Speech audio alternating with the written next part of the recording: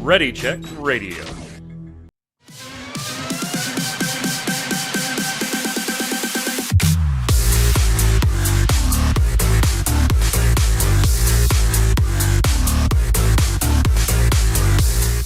What's up, Internet? It's Thursday at 7 p.m. Eastern. That means here on Ready Check Radio, it's time for the Relic Grind, our Final Fantasy XIV Square Enix podcast.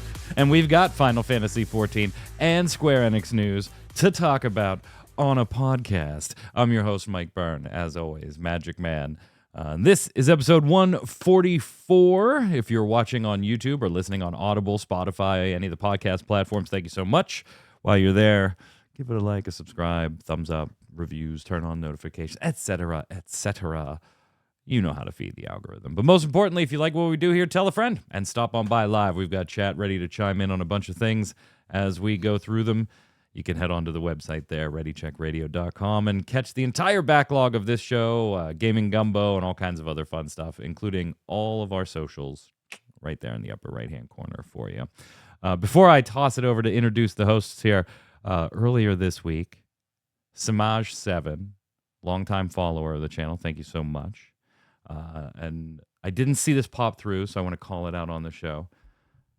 Resubbed for the 50th month in a row. Big 5-0, let's go. So thank you so much, Samaj7. Absolutely. Thank you. Absolute legend. Joining me to go over all kinds of stuff today, Mr. Chris Montoya, a.k.a. Tarkoth. What's up, sir? Greetings, programs. That crushes my 38th month sub anniversary that I have posted up.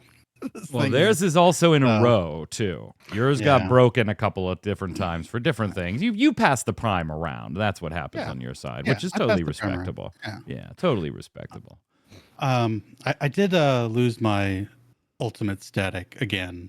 I just have the worst luck with ultimates. Did you guys end up getting the clear last time? Because the last show, you guys were like anticipating it could have happened that night. Yeah, we've gotten to enrage several times, and you know when you have 3.5 hours and you only see P5 one time, and people mess that up, people get frustrated. Yeah, and it's been a lot of tensions brewing. So the group broke up, and I've been in Party Finder, and 0.13% enrage. I just need someone to tickle the boss more. Wow. Yeah, that one's rough. That one's rough. Almost. Also on the line, not nearly having such a rough time, Mr. Paul Berlin, a.k.a. Flynn. What's up, boss? Well, I almost missed the show. So it depends how you want to call it. You got the notification that the channel went live, and immediately I get a message. Yeah, shit, you damn Americans are on daylight savings already. Food. I got in the house about half hour ago from doing Final Fantasy locals down in Cardiff. Thought, I got an hour and a half till show. I got time to cook, look at show notes. No, you went live. I had to run to the kitchen, turn things off. I was like, you're okay, brother. You're all right. Settle down. We'll be fine. We'll be just fine. So, hey, speaking of Final Fantasy TCG locals, this past weekend, there was the Winter Cup here in North America. We actually got two. So one was a little earlier, about a month or so ago, on the West Coast. But this was the East Coast one in Raleigh, North Carolina at Game Theory. And they always put on great shows, Snugsy and the gang at Game Theory. Great people. They always put on a very consistently just even keel, let's get start to finish, run tournament. They do their stream and everything. For those of you that don't know, the Winter Cup is it is sponsored by Square Enix in that Square Enix picks the locations, provides prizing and all that. There were beautiful Moogle Chocobo mats that every player got, so stuff like that. But it doesn't have anything to do with the competitive season, right? There is no nationals invite or anything to the winners for this. And it's a special format in that it's 3-person teams.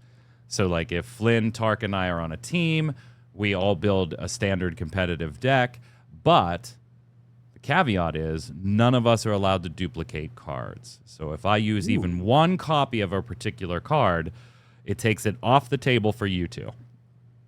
Even if I'm not using a full play set, I'm only using one copy. Nobody can use any copies of that single card, and that includes your limit break deck. So it's neat in the aspect of like deck building, and if there's annoying meta decks, that get it, maybe your deck's bad against. Well, only one person on the other team could possibly be running that.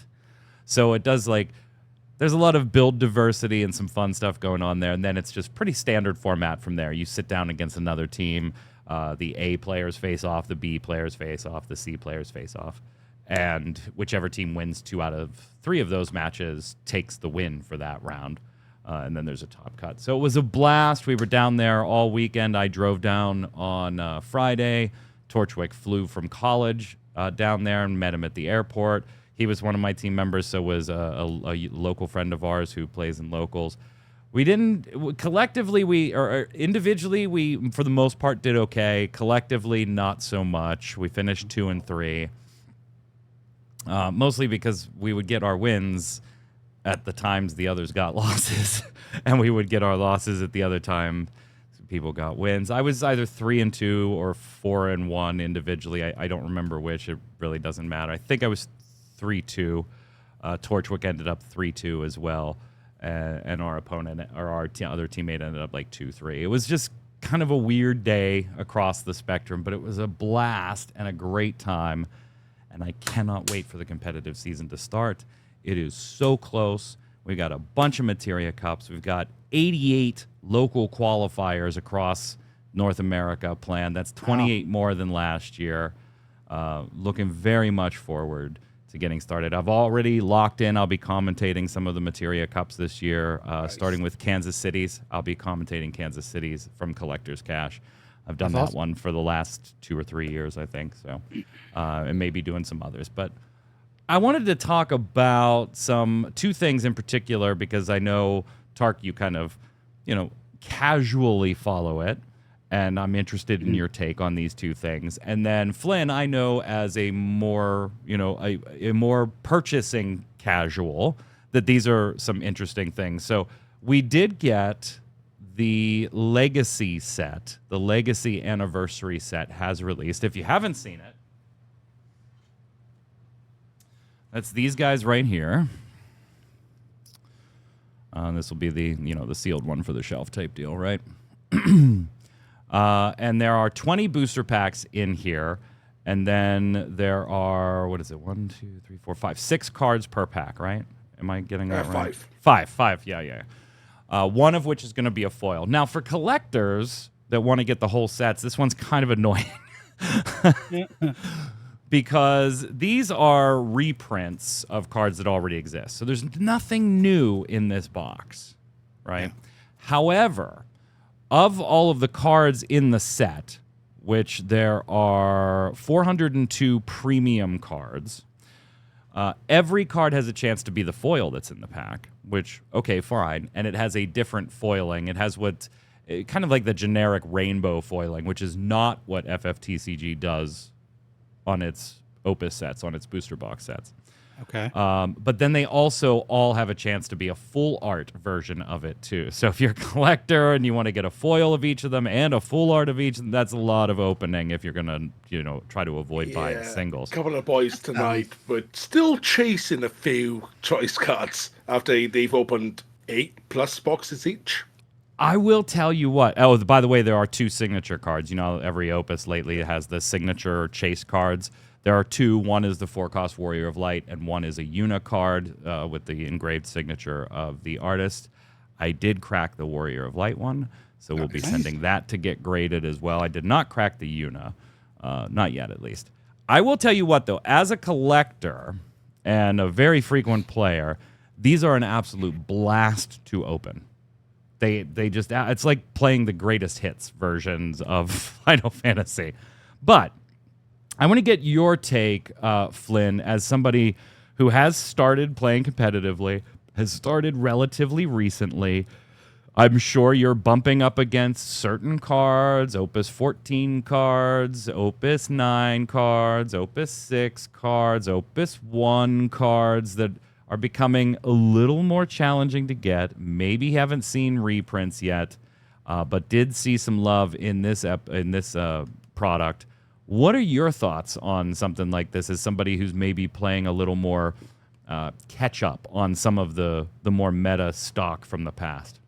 Yeah, I'm all for it. Like the Crisis Core box they released. Anything that serves as a catch-up mechanic for newer players is always good to have. And as well as everything being foiled, shiny hunters, they also get something out of it. Like I pulled a shiny brother, so that went into my cat 10 deck. So it's nice to have things that just look pretty in the binder, as well as things that actually get use. And trade bait towards stuff that I don't have. Like I managed to get my last copy of Odin 16 tonight. Yeah, see, that's another thing I didn't even think about. Like, there are people like me all over the place that have just like stacks of legends, Tark, from past sets, right? Just the non-foil, regular, throw them in your deck, go use them legends. That this type of set, because of all of the different, full art variant, then the foil variant, and then there is an awful lot of opportunity for trade fodder, right? You as a new player come in, you grab a bunch of these things, and yeah, I'm not really going to use all these things, but I need that for my, that slot in my binder. So what are some legends from the past that you might need? And I'll give you, a play set of the regular non-foil version for that full art foil. There is always that argument about like the secondary market, right? These are reprints. Granted, the foiling is different. The full art foiling is also different. But if you get the non-foil variants, they are exactly the same as maybe some $20, $30 cards in the past. Yeah, they do have the added reprint number ID at the bottom, but they still share the original ID. So there is a secondary market concern by some people. Where do you fall on this as somebody, if you were, hey, the local scene now is starting to pick up a little bit. Where do you view a product like this? I think for new players, it's awesome to get your hands on cards and stuff. Having dealt with this in Magic, they would do second edition, third edition, fourth edition. The value still holds up because you know what edition you got. Like if you had a original Sheen Dragon or Black Lotus or something, like even if it was reprinted, you still have those cards that still worth something because they're originals, and collectors know, originals versus reprints are valued more. So you get new players that get access to the cards, but you still have the value of like, hey, this is an original, this and this. So true, but I think awesome that's a little more true for something like Magic that has one, the player base size, and two, the extended history. When you look at Final Fantasy, I think a card is really only $20 or $30. Let's say a non-foil version, right?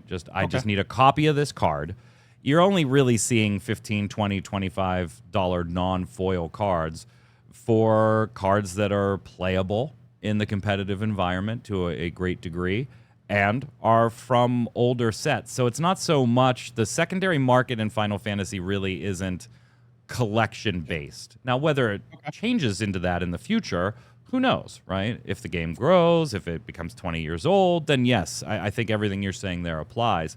But for the most part right now, it's more, hey, Leviathan 6 from Opus 14, you're not finding many 14 boxes out on the market right now. It's an extremely playable competitive card. You're going to pay $10 a pop, $20 a pop, whatever the current rate is. So that value does get shot down. Now, I am a big proponent of whatever card game it is, though, that I don't want the creators thinking about the secondary market. I'm just not. Sure. To me, if you are playing speculation or investment in card games, that's on you, boo. Like, you run that risk. And I know some people aren't going to share that same sentiment, but that's kind of where I'm coming from. I absolutely love the kit. Love it. That's awesome. We're also getting... Oh, I didn't want to show that first. We're also getting a product that's up for pre-order right now on the Square Enix official site. Stores have started posting their pre-order stuff today because they gained access to pre-orders through their distributors. This is the World Championship deck from the past year, Hera's 2 decks. It was a 2-deck format. Hera Y won.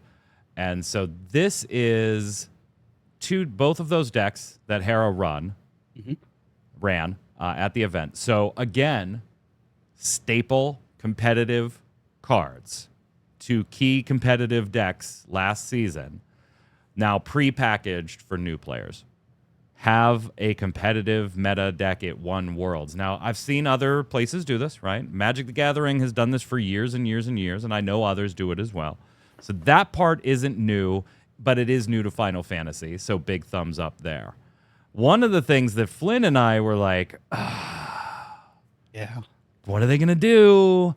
Was, will they be playable? Because a lot of other games, when they put these packages together, they give it like a special card back or some type of identifier, and they say it's not playable in a competitive environment. Obviously, for your locals, do whatever. Now, there is an identifier here. In the text box there, and it looks great in foil, by the way. In the text box, there is like a FFTCG Worlds Decks logo behind the text that is normally, it's over where normally just the elemental symbol would be in the background of the text box. But the back is standard, and they have ruled already, yes, you can use these in competitive standard decks. So these are valid reprints for new players as well to competitive decks right off the bat. Tark, I see you already being happy. That is awesome. Like, the value of being able to just pick up something from the start, again, for new players, it's awesome. I'm actually really considering picking this up and maybe playing with my son. But the fact that you can use them in competitive play, like, why? I guess I understand both sides of it. But like, having the availability is everything. Even we talk about that with video games, having the game's available on multiple platforms, and I guess we'll talk about later today. Would love her to leave it, but this is awesome. The more available, and promote your game by saying, "Hey, these are awesome decks. Pick them up. You can play with them." All cards in here, by the way, are their normal framed versions, so you don't have to worry about buying multiples of this to get full arts or anything like that.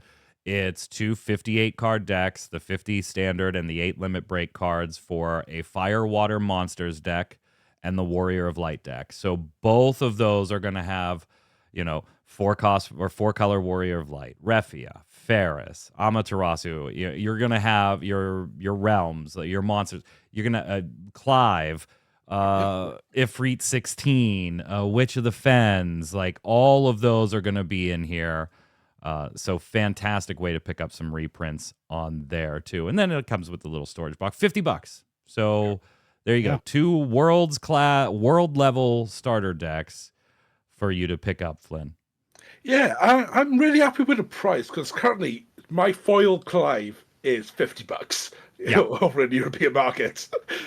There's no reason I'm using Odin over Ifrit in my deck. But I really like the way they've done the stamping for this compared to, say, Digimon when they do stamps, or Goblin Year, where it takes up quite a lot of the frame. Oh, yeah. Oh, yeah, this just replaces the elemental symbol behind the text. Subtle, I feel, is a nicer way to do it. I agree.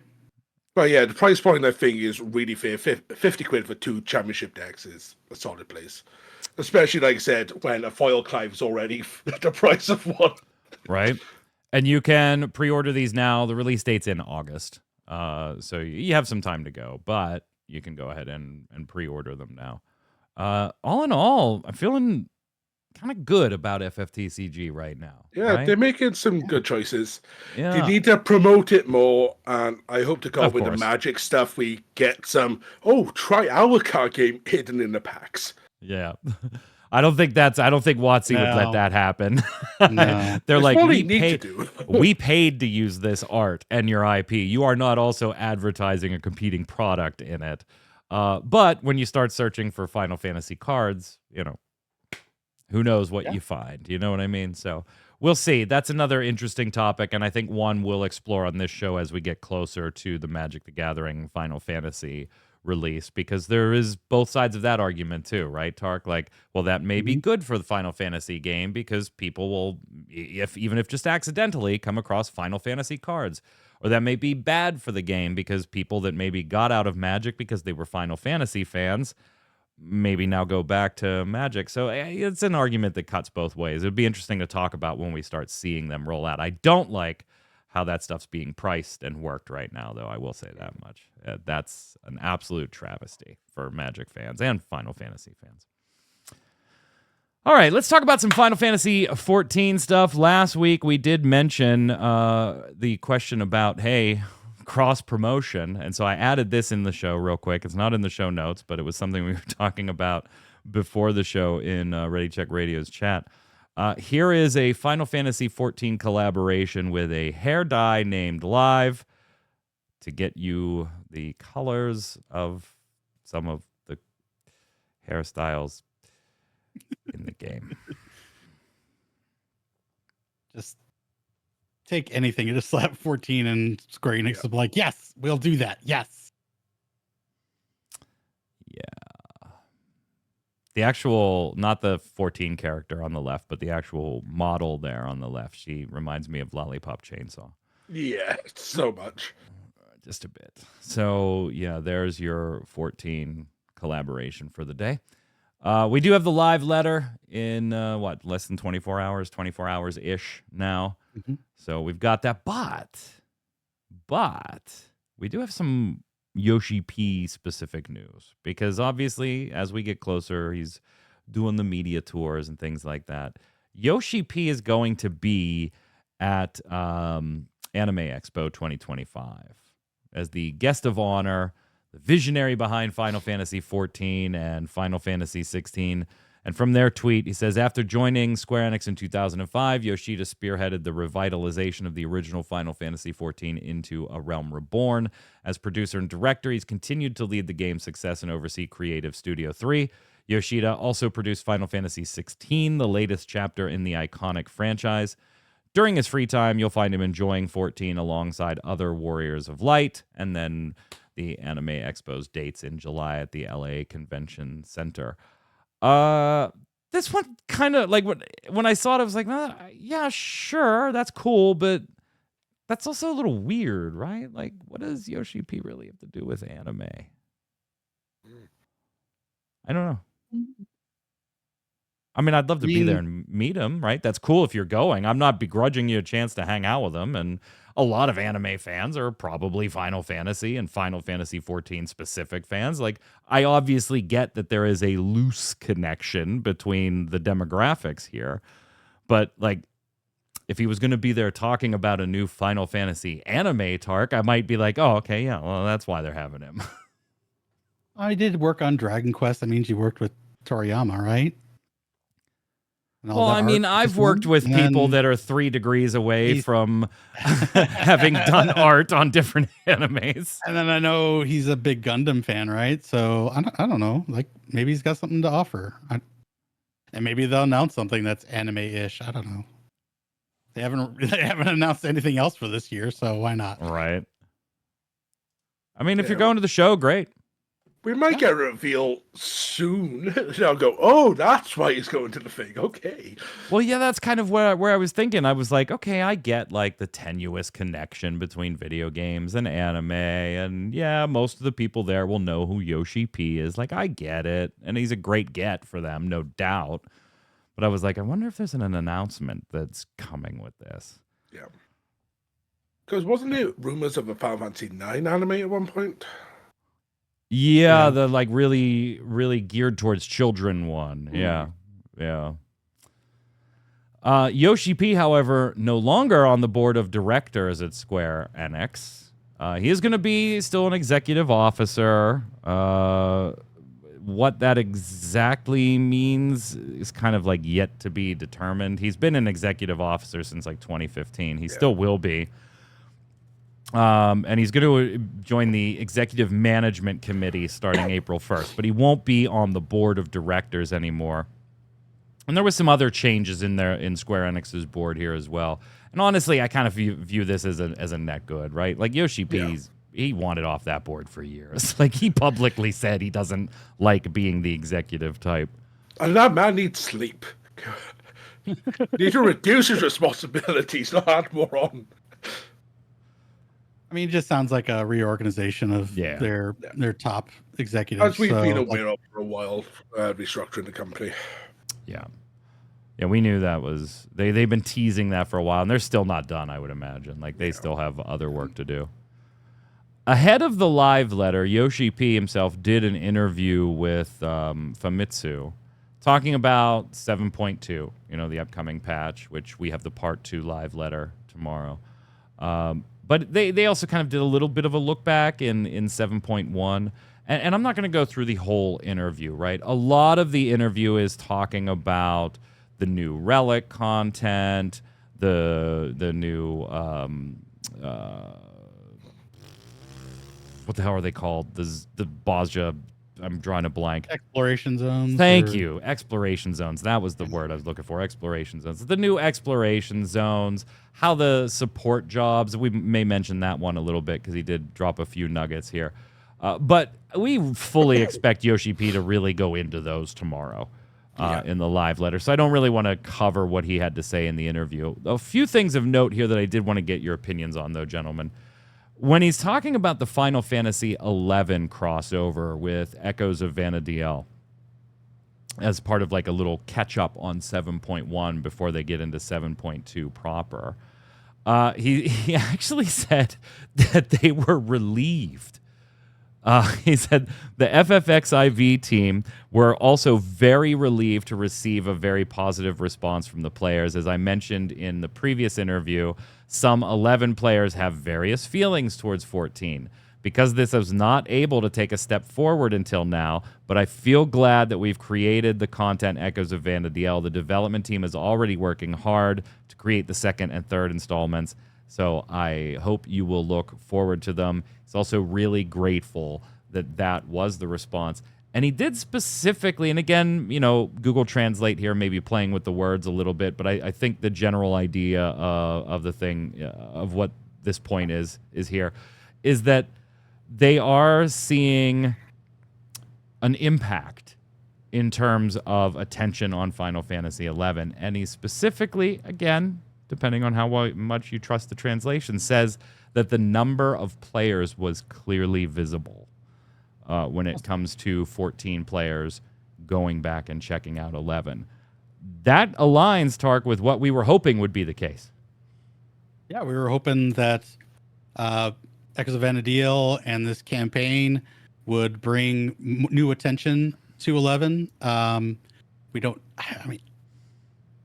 What we want out of that, I guess, merge together an account. I don't know that we talked about that either last week or the week before. But it's good for 11. It's good for Square to keep both of those titles going. We know it's a quote unquote maintenance mode, but it's still getting new content and stuff. So this is good for both communities. 7.2 support action jobs. Yoshida does talk about the size of the field in 7.2 being significantly different from previous content and refers to 7.2 as the largest content patch that they have dropped so far and expects the entire 7.x run, Flynn, to be the largest content expansion drop. Now, this one's hard for me. Like, he spends quite a bit of time talking about this because obviously there's a lot of work that goes into like the support job stuff that they're doing in the new exploration stuff. So that's like a whole new system. Yeah, you could make the area bigger, but yeah, I wonder how much of that is just like, hey, we've had a lot more work to do versus how much will really be player facing, right? Will you get the sense that there was more content in this expansion than in previous expansions? Or will you walk out of it feeling very similar to other expansions, but there was obviously more back-end work that had to go into it? It's kind of subjective and maybe loses a little bit in translation here, but calls it the largest. Going into all the media stuff pre-Dawntrail expansion, the amount of things on paper did seem like we're getting a lot more. Because they were saying, right, we're not taking anything away in the expansion. We're getting new deep dungeon, getting new exploration content, new criterions, new this, that. If they keep it up, then realistically, we are getting more and more than we usually get. whether it feels like we're getting more is hard to say. If they make the Occult Crescent feel more long form, then they'll have hit where I feel they need to keep retention going. Tark, how do you feel? I feel like, yes, this patch is the most content, but I also like, well, what has happened to Criterion and Variant Dungeons? Like, we've heard nothing about that. There always seems to be this give and take. Like, yeah, we might be getting more content, but it might be like saying, I took the most steps when you've taken 6 steps versus 5 for the day. I don't know. It just seems, this is a 1 step back, 2 steps forward. So yes, we're getting more, but at the cost of what? So I'm happy. I want the long form content. I was sorely missing an Endwalker. I'm stoked to get my teeth bit into this piece of content. And hopefully I'll have Ultimate done by then. Yeah, I mean, it is weird, right? When he goes into the sub job stuff or the support job stuff for the exploration, like you're only going to get a few of those off the bat. You will have to unlock the other ones through the content. They each level up, gain experience on their own. So like you'll have to level. So there's certainly a lot going into the back end, right? No doubt, right? Even if it's not adding a new main character job, you're building a bunch of mini jobs and the systems that unlock and level and add abilities and all that stuff. Maybe it's not as much as building a whole new class all the way to level 100, but that's there. Whether it'll feel like, I have so much more content to explore, I don't know. We're going to see more about that stuff in the live letter, so I don't want to spend too much time on it, but there were 2 bits in this interview that I have to get your takes on. Have to. The first one is jogging. So obviously we have all wanted for a very long time to be able to unlimited sprint within safe zones in cities, run around Limsa and just not have to worry about hitting sprint over and over and over again. We kind of felt this exacerbated when Island Sanctuary launched and you were able to use the Island Sanctuary sprint and the cooldown was up before your sprint wore off. So it was kind of like, why are you making me hit this button at this point? Why do I have to keep hitting this?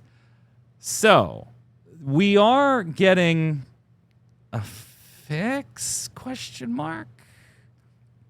So Yoshi's P says, due to the need to balance it with other content, it being sprint, it's difficult to make it possible to sprint permanently.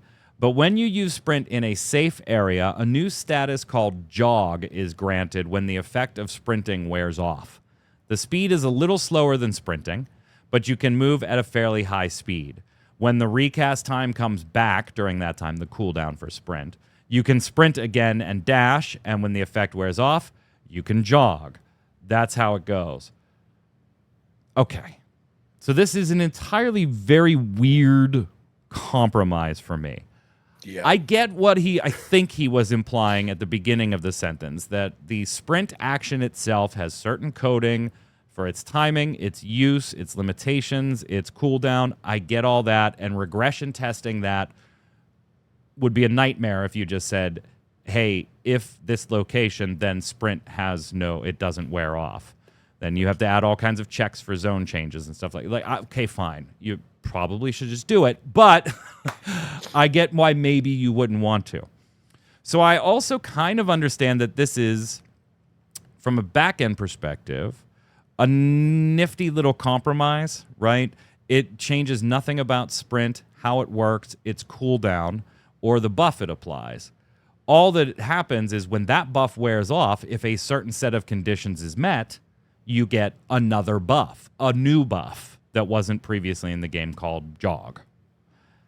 Here's the part I don't understand. Why doesn't jog just have the same speed as sprint? Yeah. Am I lost here? Like, I get being a software guy why you might have gone this route versus working on and modifying the existing sprint action. But why are you setting jog speed equal to sprint times 0.8 or whatever your code is? Just Peloton, if I am sprinting in a safe zone. Yeah, exactly. Well, that's the other thing. I was talking to Torchwick, and he was like, people are just going to cast Peloton. Like, depending on which thing is faster, you're just going to spam Peloton then. I'm not sure I understand that part. I like that they're addressing this, but I'm really not sure why it's being addressed in this way. Why the sprint speed just doesn't equal the jog speed if they're going to be two different buffs so that you don't have to make modifications to how sprint works and any limitations on it. Flynn, you look like you're contemplative here. Yeah. What confuses me is why don't they just have, because they've already got a check in place when you walk into a sanctuary. Why isn't jog just default at the moment you've entered sanctuary? Well, that too. Well, that must be easier on the back end. You've already got a trigger in the programming for a safe area. Yeah, just have it be a buff on the zone. Just have it be a buff on the zone, right? Like, you already have that system, right? I can enter a raid and the echo is automatically applied to me if the echo is available in that zone. Yeah. So just have Limsa Laminsa drop a speed buff. Well, you call it whatever the hell you want. Fancy feet. Sprint. Fancy feats. Here you go. And now you don't need to mess with any of the player actions, and you don't need to check, because the way they're doing it now, it's still going to have additional checks, right? Like if I am jogging, so by the way, we don't, this is all the information we have on it right now, by the way. So we don't know exactly how it works, but if it's working this way, do I have jog for as long as I'm in that zone? Do I have jog for as long as I am moving while I have jog? Do I have jog until the cooldown for sprint is up? Like, we don't know kind of the nitty gritty of that, but there's got to be some checks on there. What if I have jog and I change zones? Yeah, right? I exit Limsa. Right, or I exit Limsa into a non-safe zone. It's got to remove the buff from me. So yeah, there's definitely checks built in here. I'm not sure why they just didn't designate this as a zone buff like the Echo does for raids. Or if you have to do it this way because of your spaghetti architecture, fine. But sprint equal to jog. Thank you, please. Yeah. They're just going to make it a combination action. So it's just the one button sprint, right? And then it'll turn into jog that you can use, right? So, and then that should last until sprint is back up and you got to do it again. Just like, if we're doing a buff and then you get an extra action after it, just keep on using that system. It's working. If you're watching this show next week sometime after the live letter and some of these questions have been answered, this show is recorded on Thursdays at 7 p.m. Eastern. So we are 24 hours before the live letter. Hopefully some of these questions will have been answered by then. We can hope. We can hope. Probably not, but we can hope. This one I do absolutely love, though. Yoshi P continues on this same topic, saying, also, it will be possible to ride a mount while running, which has been a long-held dream. I think everyone will stop at first because they won't be used to it. I hope to be able to introduce this on the actual machine in the 86th Producers Live letter, so please look forward to the broadcast. Being able to mount up while on the move, thank God. Only took him a decade. Yeah. I mean, it should be easy, right? Just make it instant cast, right? No, I don't think you can make an instant cast. I would imagine that the way they're going to do it is still have the cast timer, just movement doesn't interrupt the cast. Okay, non-interrupted. That's my guess. That's my guess. I don't think they're going to remove the cast timer of mounts, although I'd really be in favor of that. I definitely would be in favor of that, Tark. Yeah. But if I just had to guess, like with 14, it always seems like the motto is only the hardest way. So, so if I had to guess right now, evidence by jogging before the live letter, it will still have a cooldown, or it still will still have a cast timer. It's just not interrupted by movement, would be my guess. Efficiency does not exist here. It is brute force until we get it to work. Right.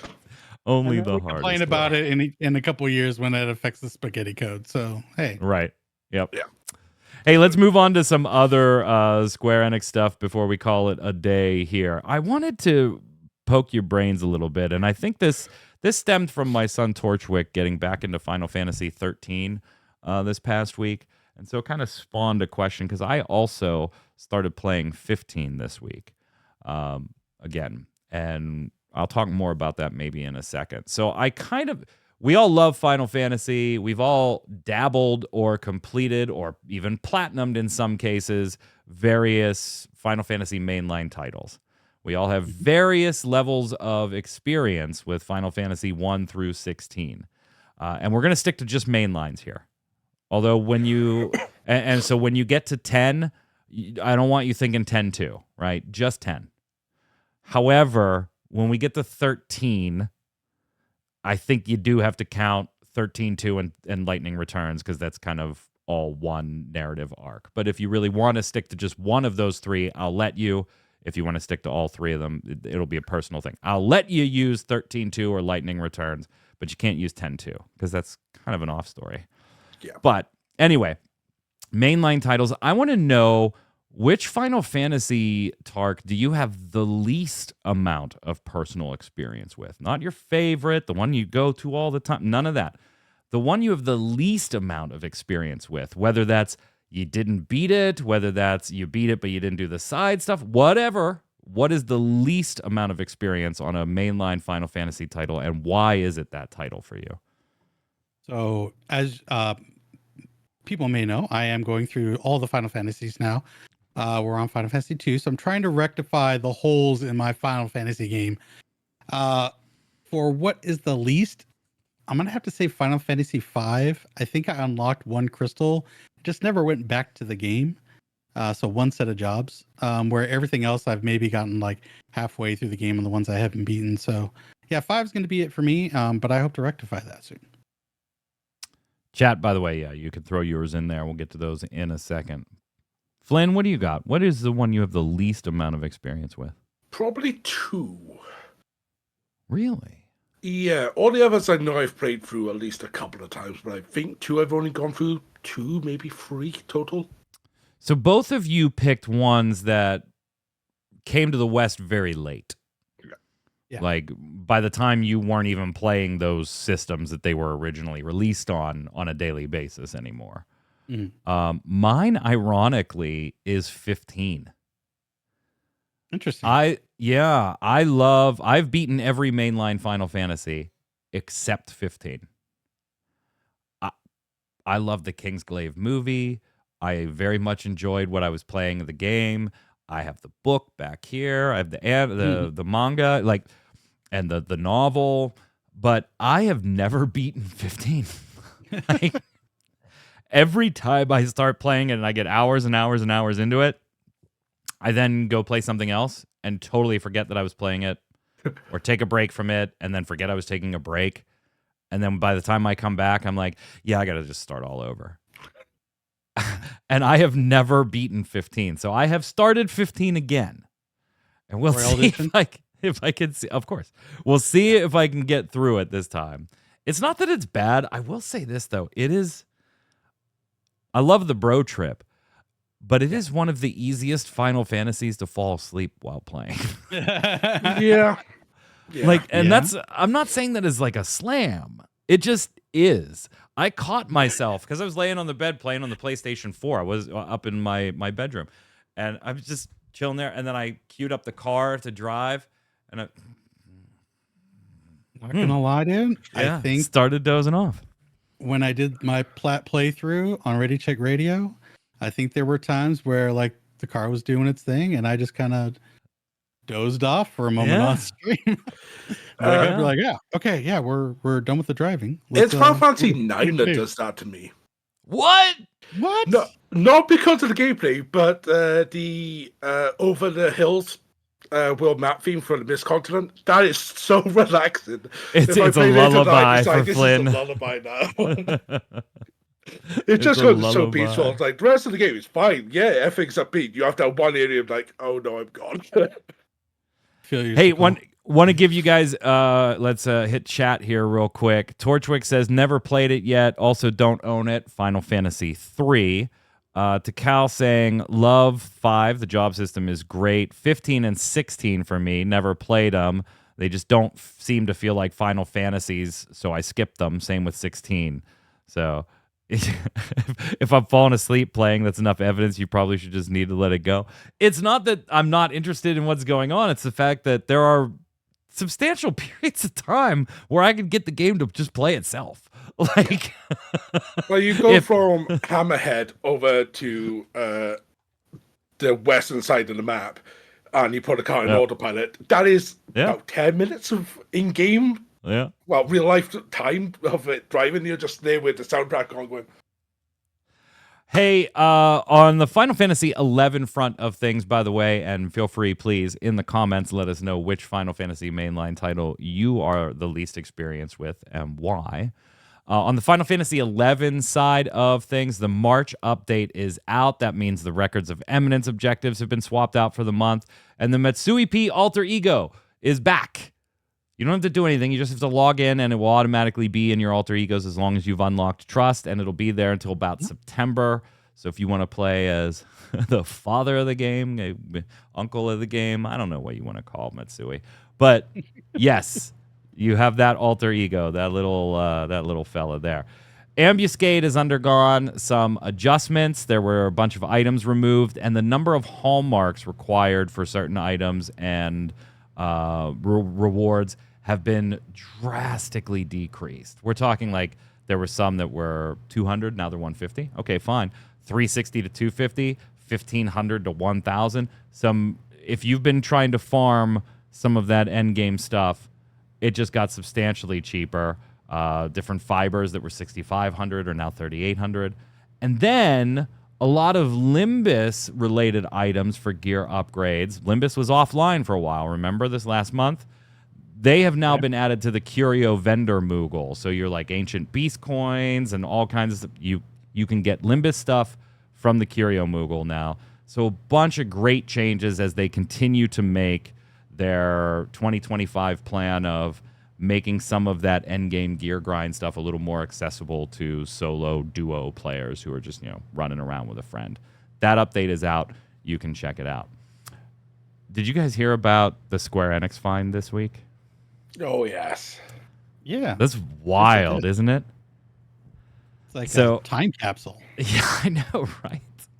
So Square Enix employees this past week found a stash of untouched retro games in just some old storage container off-site from their headquarters, just stored there for 20 years. 20 years. Oh, those copies of Castle Master. Yeah. A lot of the games in the container were published by Domark Limited, and which then its successor became Eidos. Might sound familiar. And Square Enix, bought them in 2009 and picked up Tomb Raider and all that stuff, and then they sold them to the Embracer Group. But among the discovered games was a PC version of Omicron the Nomad Soul. That's Quantic Dreams' thing. A copy of The Living Daylights, a 1987 James Bond video game adaptation back from the Timothy Dalton trilogy of movies. And then there was a bunch of titles of Hard Drivin', Clax, and Badlands, and then a bunch of merchandise, like Tomb Raider action figures and stuff. So they...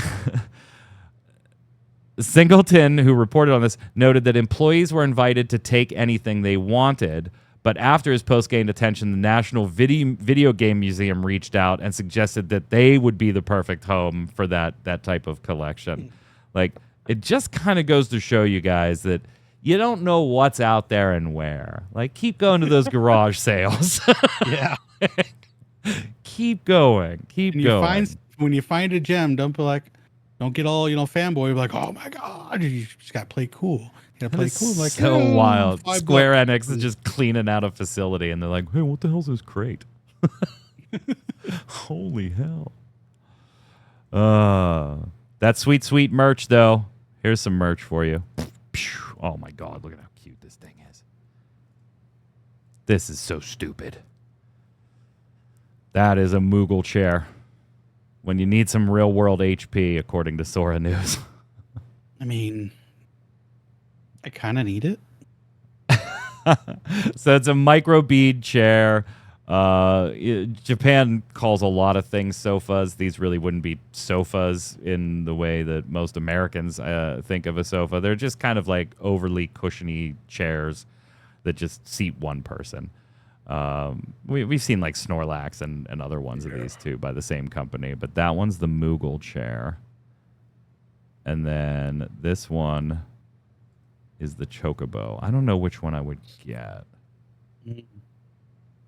Which one would you get, Flynn? Probably the Moogle, because there's more white and black in this room than anything else. So it just matches the decor type deal. If you want to know, these are... Oh, there's actual Ottomans, too. They just look like puffballs, the Ottomans. $225 for the chair. Oh. Yeah, $225 for the chair. So I don't think Takao, you're gonna be behind it for your daughter at $225. Just a single pop. Hey, he said the same thing at the same time. Not sure if I love my daughter that much. Here's another bit of cute merch for you. Now this is a product I can get behind, Tark. Yeah, easy stuff. This is pretty cool. If I made my kids lunches, like, I would do this. I might do it for myself. Like, that cool, and be like, look, I got a little slime sandwich. Yeah, you can use the slime cutter to make yourself an Uncrustable. Hell yeah. Hell yeah. Oh yeah. I'm down for that. Yeah, we're grown-ups. We could do things how we want to do them. I can spend my money only on whatever I want, and I actually probably should spend it as fast as I can with the 401k, the beating I'm taking right now. Speaking of getting old and needing your 401k, 30th anniversary of Chrono Trigger. Yeah. Yeah, 30th anniversary. Came out March 11th, 1995. Phew, I rented that. I was 4. I was 14. Yeah, 15 year. Yeah, I had just turned 14 the previous month in February. There is going to be, Square Enix has said there's going to be like different projects throughout the year, but they haven't really said what they're going to be. So, of course, this has led to, right, players, get a re-release for current consoles, or I mean, it's already available on PC and Steam, and hell, the mobile devices version is like $3 right now. So it's been discounted if you want to buy it for this. But I mean, they could obviously do projects that aren't game related. A Chrono Trigger anime, maybe. I don't know. Based on cutscenes, things like that. So, happy 30th to Chrono Trigger.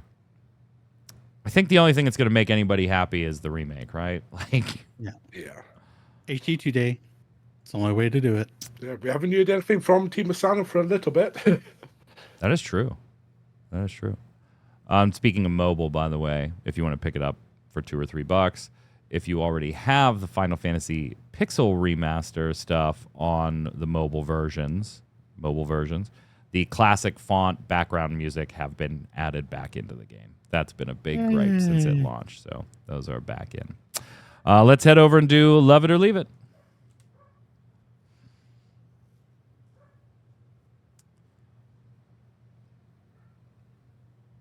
Love It or Leave It is the way we end every episode of the Relic Grind here. It's where I give you something Square Enix related. Could be a game, a feature in a game, something they've done or said, or even something just tangentially related to the company. And you tell me whether you love it, want more of it, or leave it, never see it again. No fence sitting here. Flynn, you are up first. I want to know how you feel about releasing Square Enix retro older games on mobile devices specifically. I'm all for it. Going back to what we were talking about earlier with the Final Fantasy games we hadn't played too much. The first time I played through 6 was the Game Boy Advance version. So in my mind, it's like, yeah, the older games, you feel like pick up, put down because they're shorter in scale, and having it on the phone or on the Switch or whatever kind of mobile device, it feels natural in a way. So you love it. I love it. All right. Tark, retro Square Enix games, specifically mobile devices, meaning your cell phone. Like your Steam Deck is not a mobile device. Yes, it is. I'm all for it. Getting titles and content on as many platforms that can handle it, I'm all for. Especially the older titles, bring those things back, let people experience them that maybe don't want to invest in PlayStation or a Pixel remaster. Definitely do it. I did it with Final Fantasy VI. I have the mobile version on my phone. So, because I wanted to play 6 and I just didn't want to sit down and do it. I wanted to play it on my lunch breaks. So I'm all for it. Love it. Leave it. Mobile sucks. Nerd. Yeah, I mean, personally, I'm just not a mobile gamer, so leave it on that front. But I just leave it because I want to buy these things for actual decent hardware, not a phone that then maybe upgrades and maybe is playable and maybe is not, and 6 years from now, like, no. I also want to buy physical products. So give me like a boxed Chrono Trigger remake set. Give me that. Don't give me a remake on a cell phone. Injected in his veins. Bastards. I still don't have Chrono Cross, the re-release, because I couldn't get a physical copy of it. So see, I did get that on that. I did end up getting that on Steam. That's going to do it for us here today. Let us know where you stand on Love It or Leave It, and the Final Fantasy mainline title you have the least amount of experience with in the comments. We'll be back Saturday with an episode of Gaming Gumbo, our weekly gaming podcast, and then, of course, next Thursday for another episode of the Relic Grind. Until then, Flynn, where can everybody find you? You can find me over on Twitch over in Crisis, starting up Valkyrie Elysium over the weekend. Nice.